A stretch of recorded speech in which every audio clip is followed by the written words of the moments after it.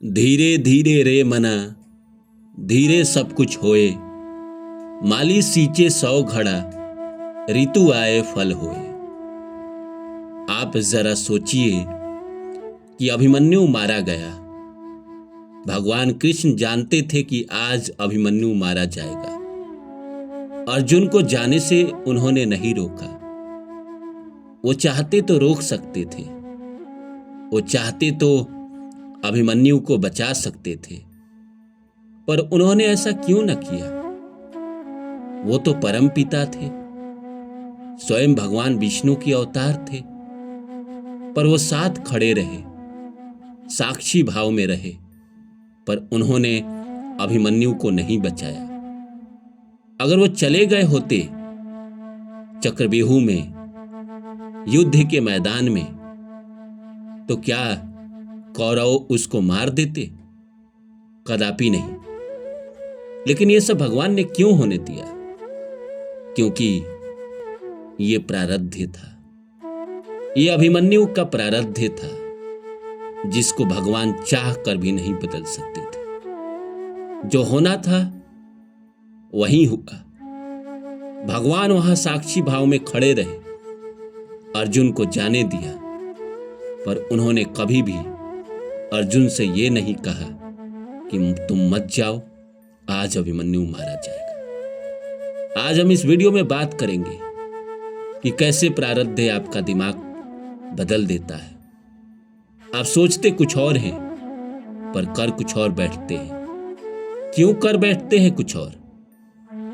इसीलिए कर बैठते हैं क्योंकि ये आपका प्रारब्ध है। तो नमस्कार दोस्तों, मेरा नाम है रानू बाबू, और जैसा कि आप सभी लोग जानते हैं कि मैं आपके लिए कहानी, कविता और मोटिवेशनल वीडियो लेकर आता हूं। इसी श्रृंखला में आज लेकर आया हूं कि कैसे प्रारब्ध आपका दिमाग घुमा देता है और आपसे वही करवा लेता है जो कहीं ना कहीं किस्मत में पहले से लिखा हुआ है।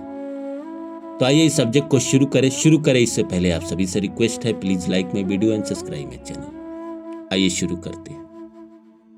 हर इंसान जिंदगी में चाहता तो बहुत कुछ है, पर वो कर क्यों नहीं पाता है। एक साधारण सा लड़का सोचता है कि मैं आईएएस ऑफिसर बनूं, डॉक्टर बनूं, इंजीनियर बनूं, एक्टर बनूं, बड़ा आदमी बनूं, बहुत पैसा कमाऊं, जितना मेहनत हो सके मैं करूं। और इन सब के बावजूद भी वो जीवन में कुछ नहीं कर पाता है, जबकि वो कोशिश भी करता है।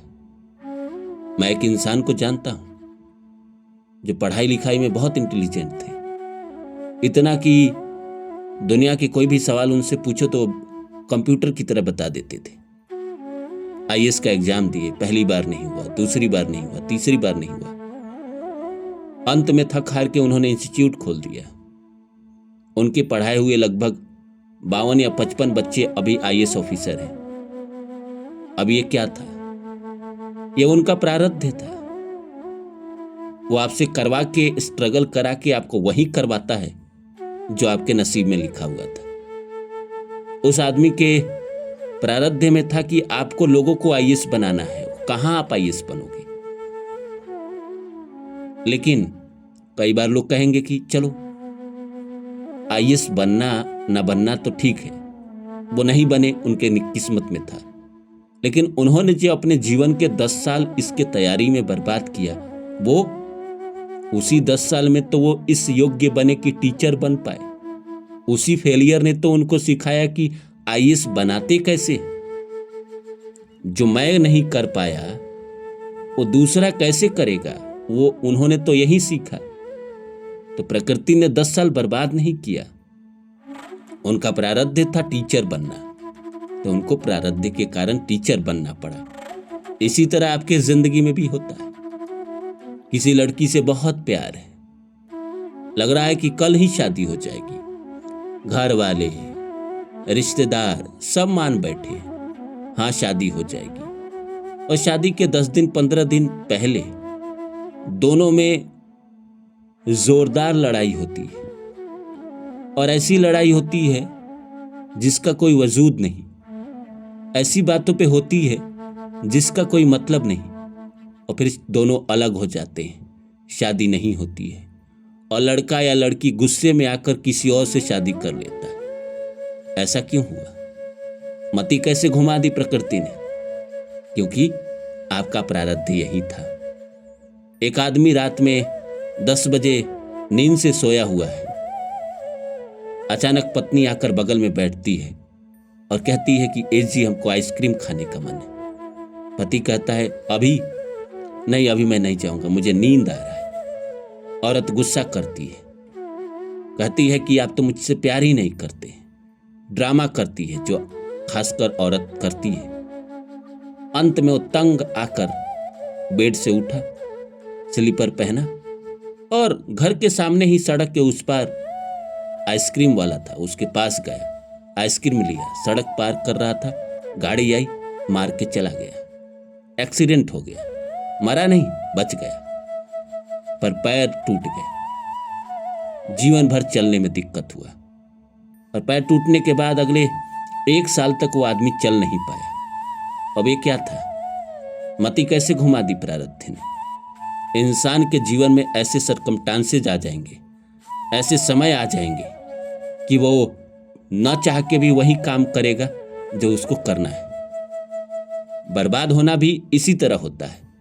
वो आप चाह के बर्बाद थोड़ी होते हैं। या इंसान के जीवन में जो चमत्कार होता है वो ऐसे थोड़ी होता है। कुछ को ऐसे हो जाते हैं जिसकी वजह से चमत्कार हो जाते हैं। एक आदमी रात में सोया पड़ा है, अचानक से मोबाइल बजता है।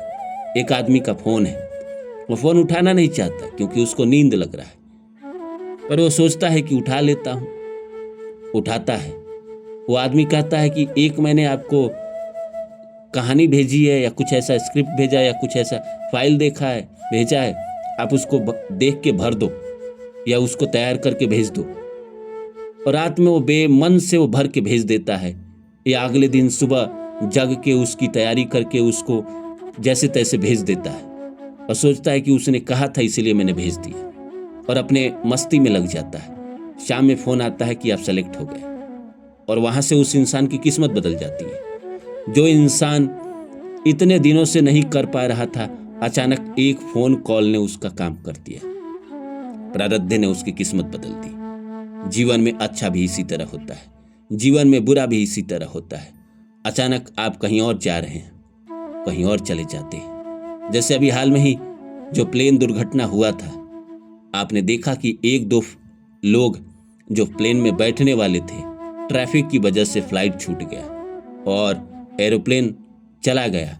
वो हवाई अड्डा पहुंचे और उसके बाद उन्होंने एयर कंपनी को गाली देना शुरू किया, कोसना शुरू किया, और 10 मिनट बाद जब खबर आई तो भगवान का शुक्रिया अदा करना शुरू किया, भगवान को थैंक यू बोलना शुरू किया, एयरलाइन को थैंक यू बोलना शुरू किया, और लगा जैसे आज जन्नत मिल गई।